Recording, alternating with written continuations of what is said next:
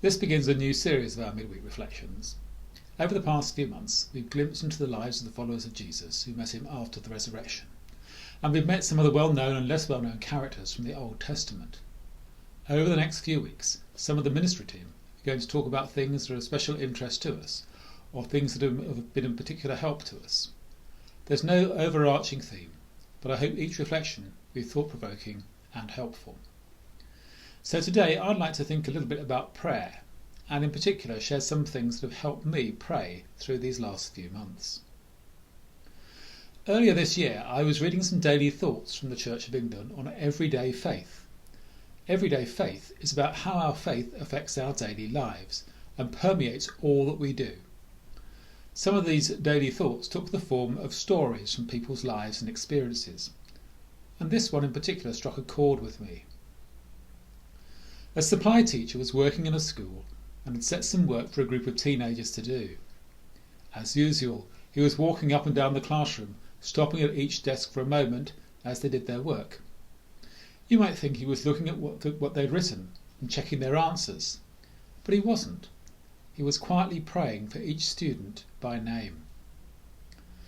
As he stopped by one lad's desk, he prayed for him using his name, and he heard God give the response, "No one's ever mentioned that boy's name to me before." Now that made me think about the importance of naming people before God. In Scripture, someone's name says something very special about that person.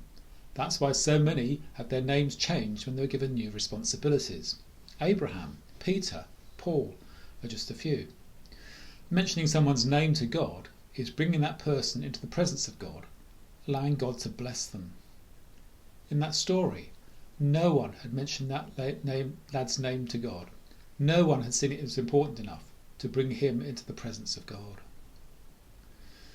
Over the past few months, I've often found prayer difficult, partly because of the suffering and the pain that's been all around us, partly because routines and structures that had been so long established had disappeared overnight, and partly because everything seemed so strange and confusing.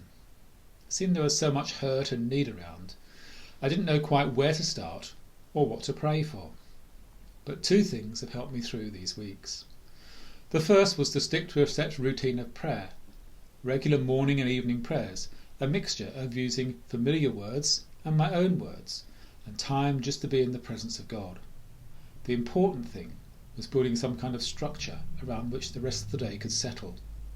I used prayers in the Celtic, Franciscan and other traditions. I made time not only to pray for others, but also to listen to God prompting me.